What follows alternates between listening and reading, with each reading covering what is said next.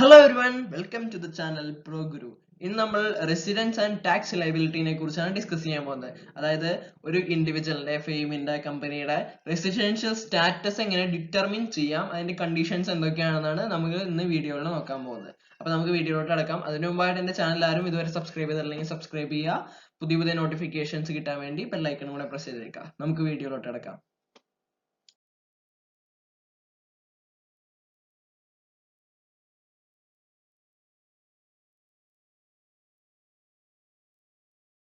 നമുക്ക് ഇതിന്റെ ഒരു ഇൻട്രൊഡക്ഷൻ നോക്കാം. അപ്പൊ ഇൻകം ടാക്സ് ലെവി ചെയ്യുന്നത് പ്രീവിയസ് ഇയറിലെ ഇൻകത്തിന് ബേസിലാണ് ഇൻകം ടാക്സ് ലെവി ചെയ്യുന്നത്. അപ്പോൾ ഒരാളുടെ മറ്റേ ടോട്ടൽ ഇൻകം എക്സംപ്റ്റഡ് ലിമിറ്റിലും കൂടുതലാണെങ്കിൽ അയാൾ ടാക്സ് അടച്ചിട്ടുണ്ടാവണം. അപ്പൊ ഇതെല്ലാം ഇൻകം ടാക്സിന്റെ പ്രൊവിഷൻസ് വെച്ചാണ് ചെയ്യുന്നത്. ഇനി റെസിഡൻഷ്യൽ സ്റ്റാറ്റസ് എങ്ങനെയാ നോക്കാം. അപ്പൊ റെസിഡൻഷ്യൽ സ്റ്റാറ്റസിന്റെ സ്കോപ്പ് എന്ന് പറഞ്ഞു കഴിഞ്ഞാൽ ഏതൊക്കെ ഇൻകം ആർക്കൊക്കെയാണ് ടാക്സബിൾ എന്ന് കണ്ടുപിടിക്കുന്ന റെസിഡൻഷ്യൽ സ്റ്റാറ്റസ് വെച്ചിട്ടാണ്.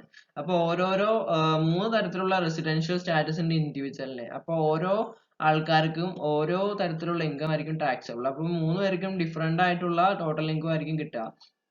ഈ റെസിഡൻഷ്യൽ സ്റ്റാറ്റസ് എങ്ങനെ കണ്ടുപിടിക്കണമെന്ന് വെച്ച് കഴിഞ്ഞാൽ അയാള് എത്ര നാൾ ഇന്ത്യയിൽ സ്റ്റേ ചെയ്തു എന്ന് വെച്ചിട്ടാണ്. അതിന് ചില കണ്ടീഷൻസും ഒക്കെ ഉണ്ട്. അതൊക്കെ എന്താണെന്ന് നമുക്ക് താഴെ നോക്കാം. അപ്പൊ അതേപോലെ തന്നെ ഈ റെസിഡൻഷ്യൽ സ്റ്റാറ്റസ് എന്ന് പറഞ്ഞാൽ എപ്പോഴും ഒരാളുടെ ഇന്ത്യൻ തന്നെ ആയിരിക്കണം എന്നില്ല. അതിങ്ങനെ അയാളുടെ ഇന്ത്യയിൽ എന്തോരം നാൾ നിന്നിട്ടുണ്ട് എന്നനുസരിച്ച് മാറിക്കൊണ്ടിരിക്കും.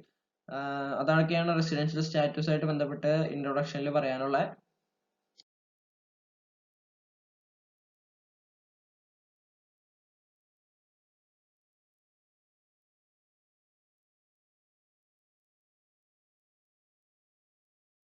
നമ്മുടെ ഈ റെസിഡൻഷ്യൽ സ്റ്റാറ്റസ് എങ്ങനെ ഡിറ്റർമിൻ ചെയ്യാന്നുള്ളതാണ്. ഒരു ഇൻഡിവിജ്വലിന്റെ, കമ്പനിയുടെ, HUFന്റെ, ഫെയിമിന്റെ അങ്ങനെയുള്ളവരൊക്കെ റെസിഡൻഷ്യൽ സ്റ്റാറ്റസ് എങ്ങനെയാണ് ഡിറ്റർമിൻ ചെയ്യണേന്നാണ് നമ്മൾ ഇനി താഴെ നോക്കാൻ പോകുന്നത്. അപ്പൊ നമുക്ക് അതിലോട്ട് പോവാം.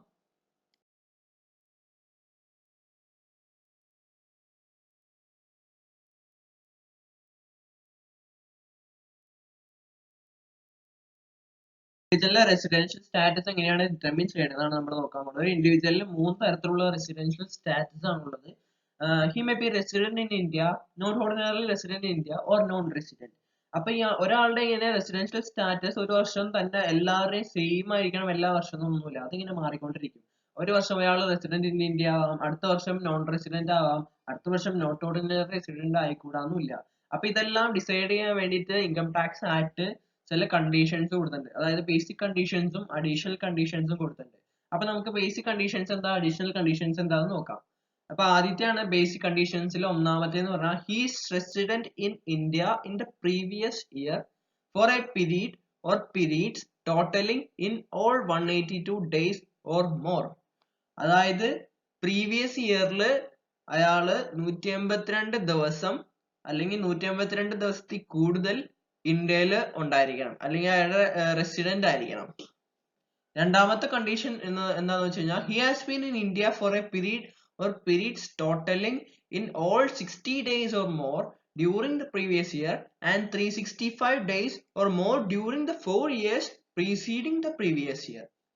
പ്രീവിയസ് ഇയറിൽ അയാൾ 60 ദിവസം ഇന്ത്യയിൽ ഉണ്ടാവുകയും പ്രീവിയസ് ഇയറിന് തൊട്ട് മുമ്പുള്ള 4 വർഷങ്ങൾ എടുക്കുമ്പോൾ 365 ദിവസം അയാള് ഇന്ത്യയിൽ ഉണ്ടായിരിക്കുകയും ചെയ്യണം. അപ്പൊ 2 ബേസിക് കണ്ടീഷൻസും സാറ്റിസ്ഫൈ ആയെന്ന് പറയാം.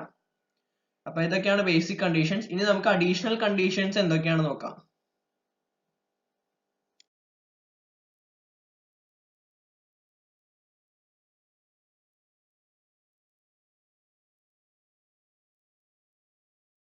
അപ്പൊ ഞാൻ നേരത്തെ പറഞ്ഞ ആ 60 ഡേയ്സിന്റെ 182 ഡേയ്സ് ആയിട്ട് റിപ്ലേസ് ചെയ്യുന്ന 2 സിറ്റുവേഷൻസും കൂടെ ഉണ്ട്.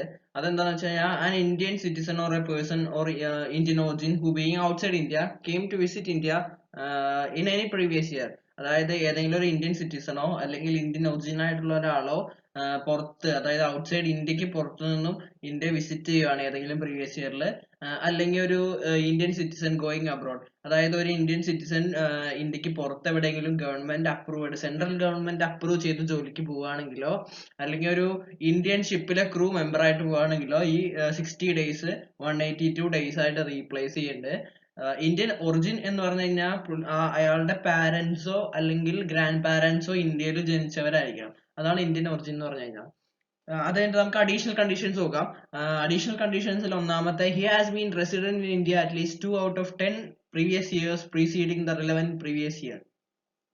പ്രീവിയസ് ഇയറിന് തൊട്ട് മുമ്പുള്ള 10 വർഷങ്ങൾ പരിഗണിക്കുമ്പോൾ അതിൽ 2 വർഷം റെസിഡന്റ് ഇന്ത്യൻ ആയിരിക്കണം ആ ഇൻഡിവിജ്വല്. രണ്ടാമത്തെ കണ്ടീഷൻ എന്ന് വെച്ച് കഴിഞ്ഞാൽ പ്രീവിയസ് ഇയറിന് മുമ്പുള്ള 7 വർഷങ്ങൾ എടുക്കുമ്പോൾ 730 ഡേയ്സ് ഇന്ത്യയിൽ ഉണ്ടായിരിക്കണം. ആ ഇൻഡിവിജ്വല് പ്രീവിയസ് ഇയറിന് തൊട്ട് മുമ്പുള്ള 7 വർഷത്തില് 730 ദിവസമോ അതിൽ കൂടുതലോ ഇന്ത്യയിൽ ഉണ്ടായിരിക്കണം. അപ്പോഴാണ് 2 അഡീഷണൽ കണ്ടീഷൻസും സാറ്റിസ്ഫൈ ചെയ്യുള്ളൂ. ഇനി ഇത് എങ്ങനെയാണ് resident and ordinary resident, resident but not ordinary resident, non resident എങ്ങനെയാണ് ഡിറ്റർമിൻ ചെയ്യണമെന്ന് വെച്ച് കഴിഞ്ഞാൽ, റെസിഡന്റ് ആൻഡ് ഓർഡിനറി റെസിഡന്റ് ആവണമെങ്കിൽ ഒരു ബേസിക് കണ്ടീഷനും 2 അഡീഷണൽ കണ്ടീഷനും സാറ്റിസ്ഫൈ ചെയ്താലാണ് റെസിഡന്റ് ആൻഡ് ഓർഡിനറി റെസിഡന്റ് എന്ന് പറയാൻ പറ്റുള്ളൂ.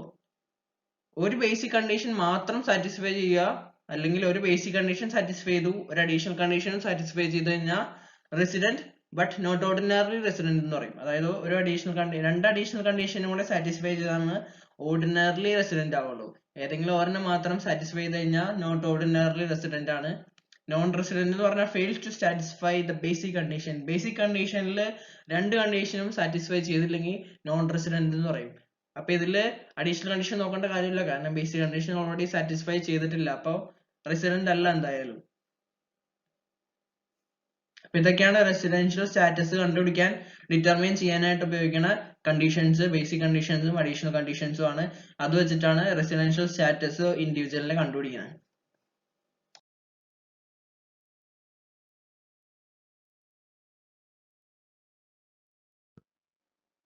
അടുത്ത നമുക്കൊരു ഹിന്ദു അൺഡിവൈഡഡ് ഫാമിലിയുടെ റെസിഡൻസ് സ്റ്റാറ്റസ് എങ്ങനെയാണ് കണ്ടുപിടിക്കുന്നത് നോക്കാം.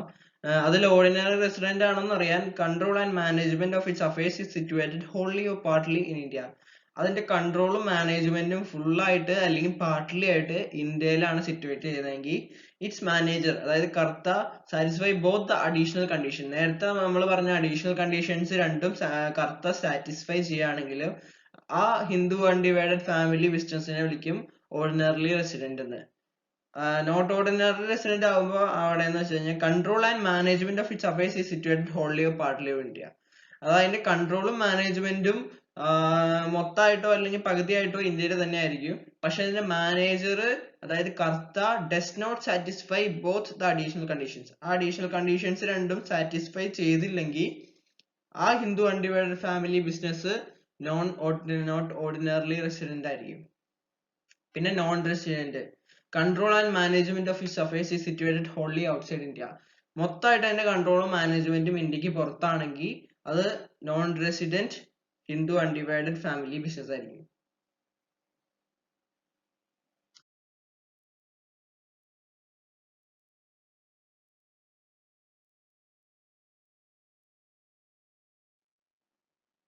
അടുത്തപ്പോ നമുക്കൊരു കമ്പനിയുടെ റെസിഡൻഷ്യൽ സ്റ്റാറ്റസ് എങ്ങനെയാണ് കണ്ടുപിടിക്കണം നോക്കാം. ഒരു കമ്പനിക്ക് 2 റെസിഡൻഷ്യൽ സ്റ്റാറ്റസ് ആണ് ഉള്ളത്. റെസിഡന്റ് കമ്പനി ഉണ്ട്, നോൺ റെസിഡന്റ് കമ്പനി ഉണ്ട്.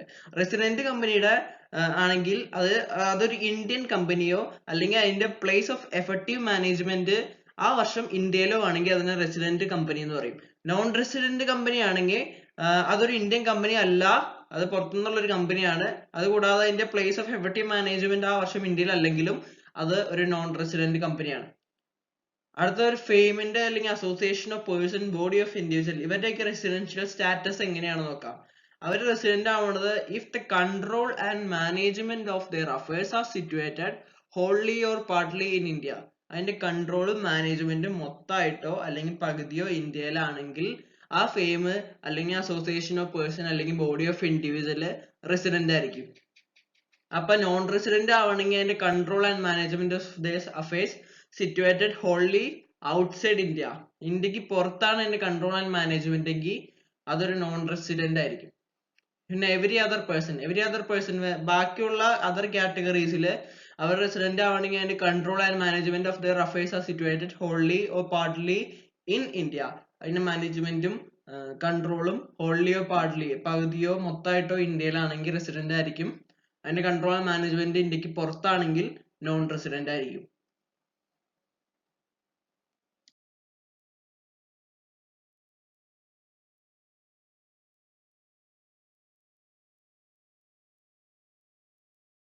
ഇതൊരു ഇൻഡിവിജ്വലിന്റെ അല്ലെങ്കിൽ കമ്പനിയുടെ അല്ലെങ്കിൽ AOP or BOI, body of individual, പിന്നെ എനി അതർ പേഴ്സൺ, ഇവരുടെയൊക്കെ റെസിഡൻഷ്യൽ സ്റ്റാറ്റസ് എങ്ങനെ കണ്ടുപിടിക്കാന്നാണ്. ഈ റെസിഡൻഷ്യൽ സ്റ്റാറ്റസ് കണ്ടുപിടിച്ചുകൊണ്ടാണ് സ്കോപ്പ് ഓഫ് ഇൻകം കണ്ടുപിടിക്കുന്നത്. സ്കോപ്പ് ഓഫ് ഇൻകം എന്ന് പറഞ്ഞു കഴിഞ്ഞാൽ ഇപ്പോ നമുക്ക് ഇന്ത്യയിൽ കിട്ടിയ ഇൻകം ടാക്സബിൾ ആണോ, ഇന്ത്യക്ക് പുറത്തുനിന്ന് കിട്ടിയ ഇൻകം ആർക്കൊക്കെ ടാക്സബിൾ ആണ്, ഇതൊക്കെ കണ്ടുപിടിക്കുന്നത് ഈ റെസിഡൻഷ്യൽ സ്റ്റാറ്റസ് ഐഡന്റിഫൈ ചെയ്തതിന് ശേഷമാണ്. അപ്പൊ റെസിഡൻഷ്യൽ സ്റ്റാറ്റസിനെ കുറിച്ചാണ് നമ്മൾ ഇന്ന് പഠിച്ചത്. ഈ പറഞ്ഞതിൽ എന്തെങ്കിലും തെറ്റുകൾ ഉണ്ടെങ്കിൽ ക്ഷമിക്കുക. അടുത്ത പ്രാവശ്യം ഞാൻ കൂടുതൽ ഇംപ്രൂവ് ചെയ്യുന്നതായിരിക്കും. ഇതുവരെ എന്റെ വീഡിയോ കണ്ട എല്ലാവർക്കും നന്ദി.